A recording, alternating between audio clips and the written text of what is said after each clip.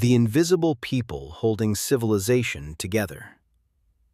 Every day, billions of people wake up. They go to work. They buy coffee. They scroll on their phones. They complain about traffic. And somehow, everything mostly works. The lights turn on, the water is clean, the internet loads, the trains arrive, the food reaches the supermarket. It's easy to assume these things just happen.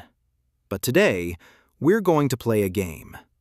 Let's imagine that a few unimportant workers decide not to show up.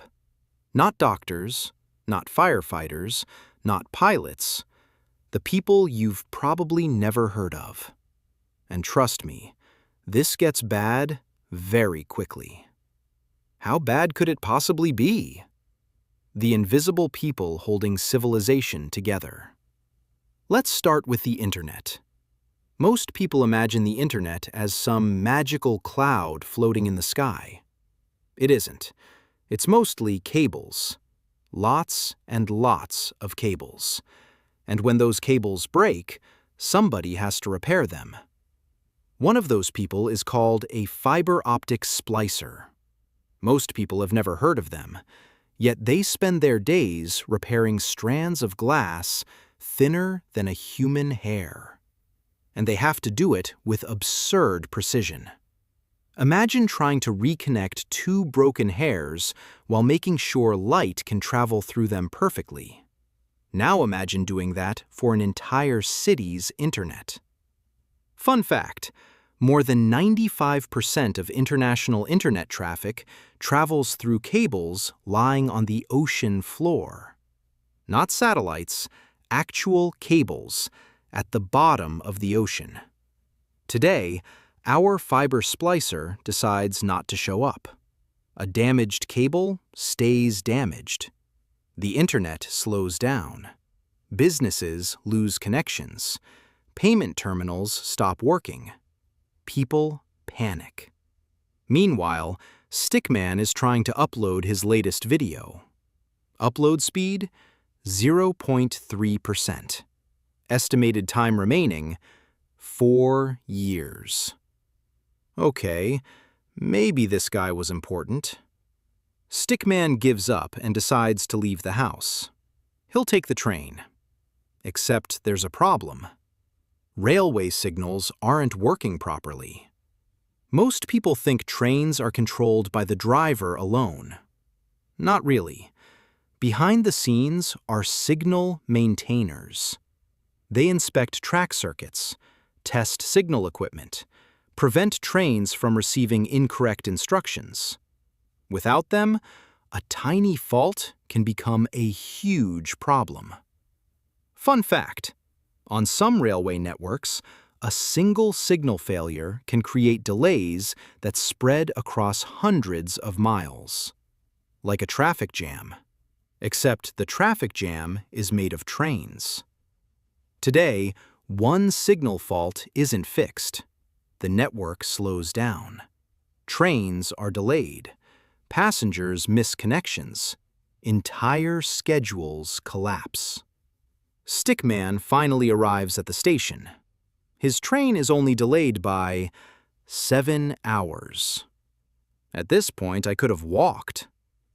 After his miserable journey, Stickman buys a bottle of water, which makes him wonder, who actually checks whether water is safe?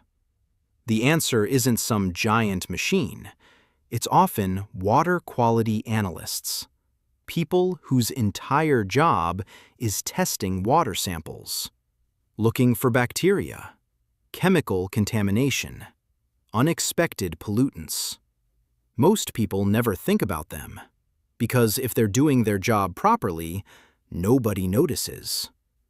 Fun fact, a large water treatment facility can process millions of liters of water every single day. And most people never think about it for even 1 second. Today, they don't show up. A contamination issue isn't detected immediately. Authorities have to investigate. Water advisories are issued. People rush to buy bottled water. Stores run out. Panic spreads. Stickman proudly purchases the last bottle available. It costs 47 pounds. I miss tap water. Now things become serious. Most people think electricity is simple. A power plant makes electricity. The house receives electricity. Done.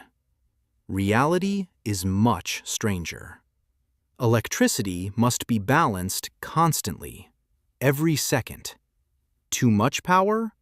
Problems. Too little power? Problems.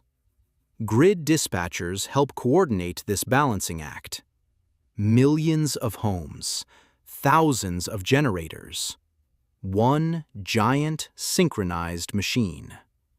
Fun fact: electricity moves incredibly fast, but power companies still have to match supply and demand in real time. 24 hours a day, 7 days a week. Today, one critical issue isn't addressed quickly enough.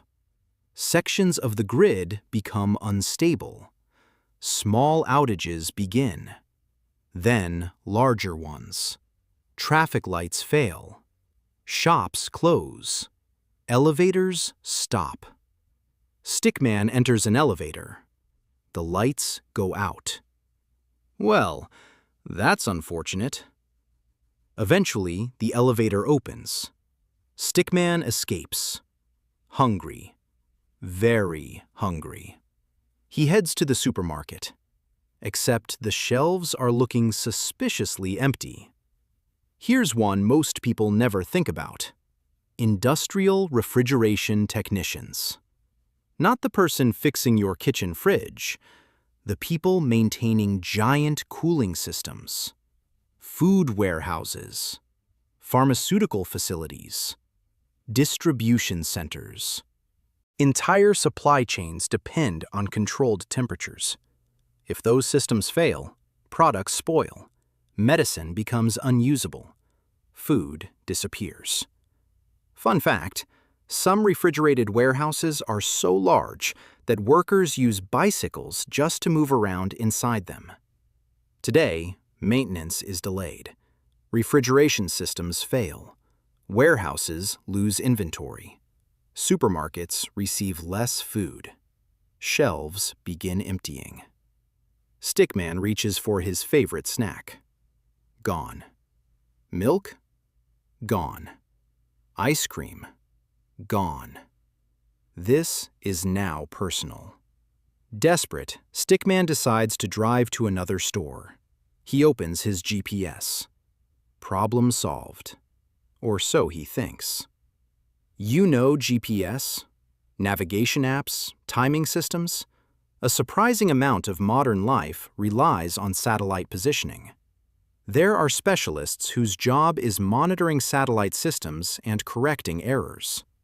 Tiny timing errors can create surprisingly large problems. Financial systems, communications, navigation, infrastructure. Fun fact: a GPS satellite carries atomic clocks so accurate that they lose only tiny fractions of a second over extremely long periods.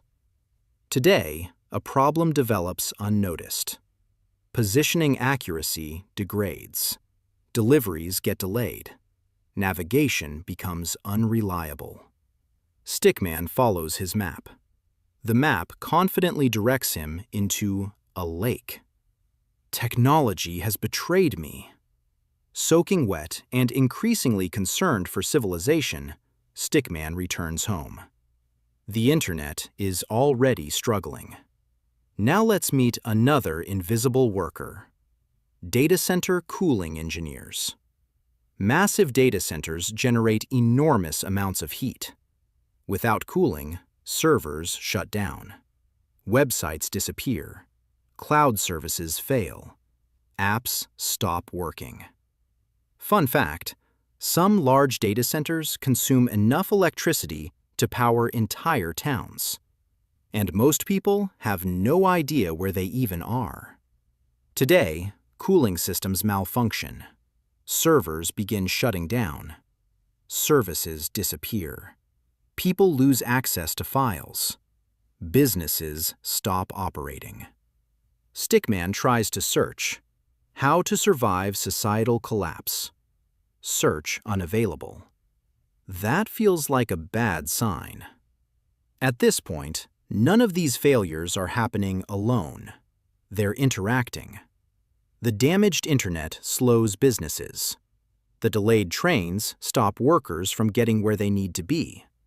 Water concerns create panic buying. Food shortages begin appearing. GPS systems become unreliable. Data centers struggle. Power outages spread. Every problem creates 3 more. And that's the strange thing about civilization. It isn't one giant machine. It's millions of smaller systems connected together. And hidden inside every system are specialists most people never notice. The people repairing fibers thinner than a hair. The people checking railway signals.